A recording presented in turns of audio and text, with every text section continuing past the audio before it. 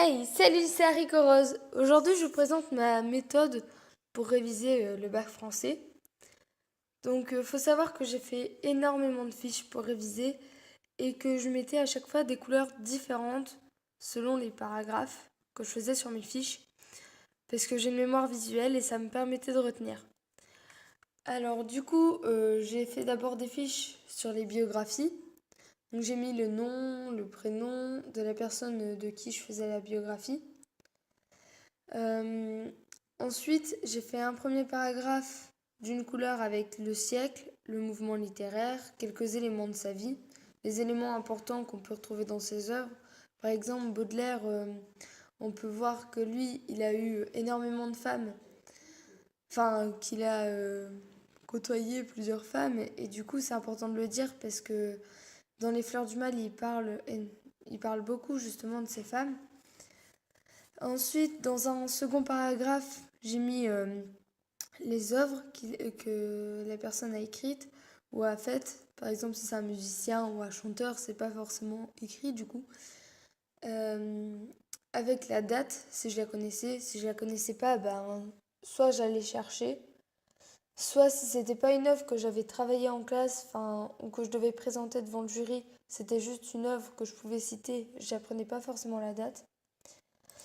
Au verso de ces biographies, je mettais l'œuvre que j'avais étudiée, donc un résumé bref de l'œuvre étudiée et les liens entre les personnages sous forme d'arbres, souvent.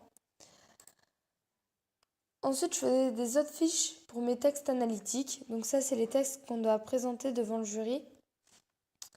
En fait, devant le jury, vous avez une question et il faut répondre avec différents paragraphes. Donc je mettais le nom de l'auteur, le titre, etc. Après, je mettais un plan possible. Donc nous, notre prof nous avait donné les plans qui étaient possibles, donc je les mettais. Ensuite, les grandes idées que je trouvais dans chaque paragraphe pour le plan possible. À la suite, je mettais les figures de style qui étaient présentes dans le texte. Comme ça me permettait de les retenir. Mais souvent, je mettais juste les figures de style et pas les phrases du texte. Comme ça me permettait de pouvoir les rechercher moi-même dans le texte. À chaque fois, me dire par exemple, dans ce texte-là, il y a une métaphore et je dois savoir la retrouver par moi-même. Ensuite, je mettais les liens qui étaient possibles.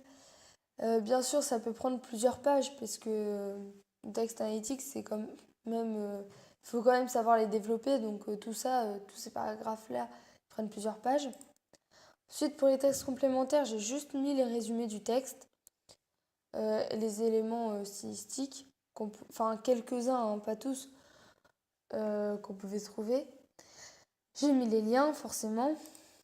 Et ensuite, j'ai fait d'autres fiches, donc des fiches de vocabulaire où je mettais le mot avec la définition, des fiches citation avec une citation, l'auteur de la citation et la catégorie, c'est-à-dire si c'était une citation d'un roman, du théâtre, si ça pouvait rentrer dans plusieurs catégories, si ça pouvait être de la poésie mais aussi pour le roman. Ensuite des fiches avec les siècles, donc je mettais tout en haut les siècles et toutes les personnes qu'on avait pu citer en cours qui faisaient partie de ce siècle avec leur mouvement, si je le connaissais. Si je le connaissais pas, bien sûr, je le mettais pas. À la suite, je mettais des autres fiches avec les mouvements littéraires. Donc, je mettais le nom du mouvement, le siècle du mouvement, les auteurs du mouvement. Et en dessous, je mettais en quoi consistait le mouvement. Donc voilà. Je pense que c'était un travail assez complet. Forcément, c'est peut-être pas la meilleure méthode de révision, mais c'est ce que j'ai fait. Je pense que ça a bien fonctionné. Et bon, je ne sais pas, j'ai pas encore mes résultats. Je les aurai dans 2 jours. Voilà, à plus!